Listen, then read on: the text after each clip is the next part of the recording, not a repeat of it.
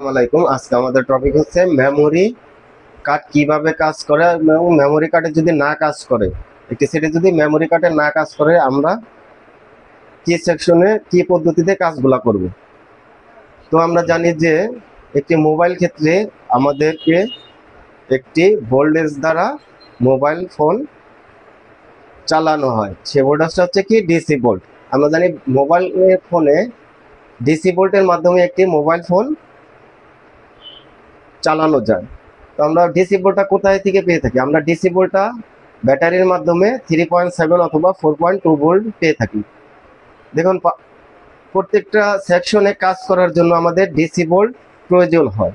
3.7 আমরা ব্যাটারির মাধ্যমে, পাওয়ার আইসির মাধ্যমে প্রত্যেকটা সেকশনে পেয়ে থাকি। দেখুন, আজকে মেমোরি সেকশনে আমাদের পাওয়ার আইসি মেমোরি কাজের জন্য 3.3 ভোল্ট সাপ্লাই করেছে এবং সিপিইউ থেকে ডাটা 2, ডাটা 3, ডাটা 0, ডাটা 1 ভোল্টেজগুলো সাপ্লাই করেছে। আর গ্রাউন্ড থেকে আমরা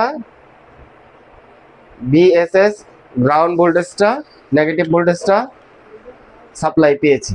যদি পাওয়ার আইসি আমাদের মেমোরি সেকশনে 3.3 ভোল্ট না সাপ্লাই করে, সেক্ষেত্রে মেমোরি সেকশনে কাজ করবে না। আর সিপিইউ থেকে data 1, data 0, data 3, data 2 clock signal না সাপ্লাই করে, সেক্ষেত্রে মেমোরি সেকশন কাজ করবে না। আর আমরা জানি যে প্রত্যেকটা আইসিতে অথবা কোনো সেকশনে কাজের জন্য নেগেটিভ ভোল্টেজ প্রয়োজন হয়। আমরা জানি মোবাইল ফোনে পুরো সার্কিটটা হচ্ছে নেগেটিভ ভোল্টেজ।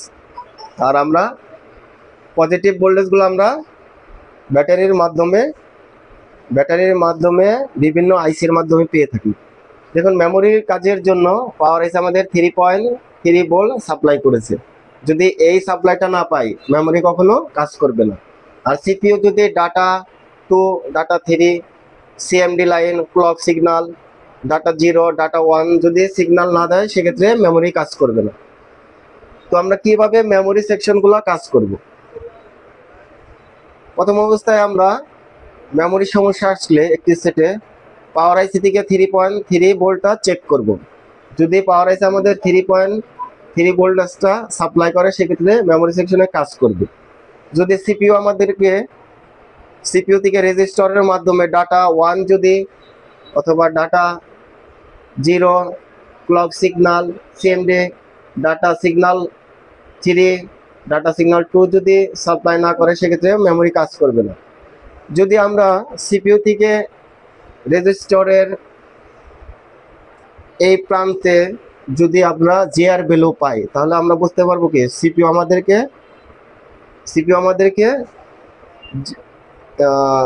আমাদেরকে রেজিস্টারের আগ পর্যন্ত সিগন্যাল সাপ্লাই করেছে। যদি রেজিস্টারের এই প্রান্তে যদি আমরা ভোল্টেজ না পাই, জিআর ভ্যালু না পাই, তাহলে কি মনে করবো? আমরা মনে করবো রেজিস্টারটা নষ্ট।